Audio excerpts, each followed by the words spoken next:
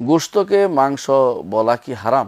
দেখুন, আমাদের দেশে অনেকেই বলে মাংস মানে হচ্ছে মায়ের অংশ, এবং এটা হিন্দুরা বলে থাকে এই জন্য, কারণ গোকে মানে গরুকে তারা মা মনে করে, এবং এই জন্য এটাকে তারা মাংস বলে থাকে। গোশতকে মাংস হারাম, এটা বলা হারাম নয়। কেন হারাম নয় জানেন?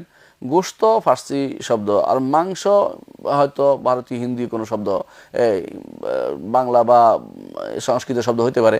মাংসকে যারা নিষেধ করেছে তারা কারণ হচ্ছে তারা মনে করে মায়ের অংশ।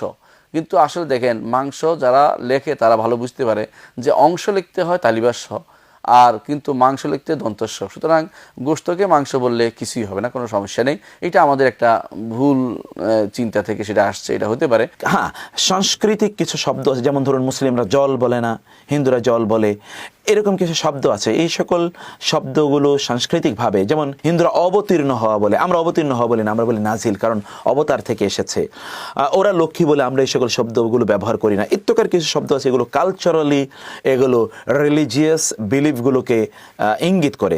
সেই জন্যে আপনি যদি না বলতে চান তাহলে আপনার সেই স্বাধীনতা আছে, আপনি না বললেও চলবে, কিন্তু বললে যে গুনাহ হবে তা কিন্তু না। গোশত শব্দটা কখনো কোনো হিন্দু বলে, বিশেষ করে যদি কোনো উর্দুভাষী হিন্দু হয় বা হিন্দিভাষী, তারা গোশতই বলে। তো গোশত বললে সেটা আবার হিন্দুর কোনো উচ্চারণ করলে সেটা হারাম হয়ে যাবে, কথা এরকম না।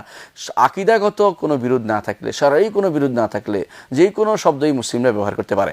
আকিদাগত এবং শারঈ বিরোধটা জানতে পারলে সঙ্গে সঙ্গে সেটা পরিত্যাগ করতে হবে। যেমন আমরা জল শব্দ ব্যবহার করি, জলপ্রপাত আমরা বলি, জলে ও স্থলে আমরা বলে থাকি। তো সেই জন্য শব্দগুলোর মধ্যে কিছু কালচারাল কিছু বিষয় থাকে বটে, সেখানে কিছু রিলিজিয়াস ফেভার সেখানে থাকে বটে। যেমন আপনি জানেন যে পুত্র শব্দের অর্থ আমরা ব্যবহার করি, কিন্তু অর্থ না জানার কারণে ব্যবহার করলে কোনো গুনাহ হবে না।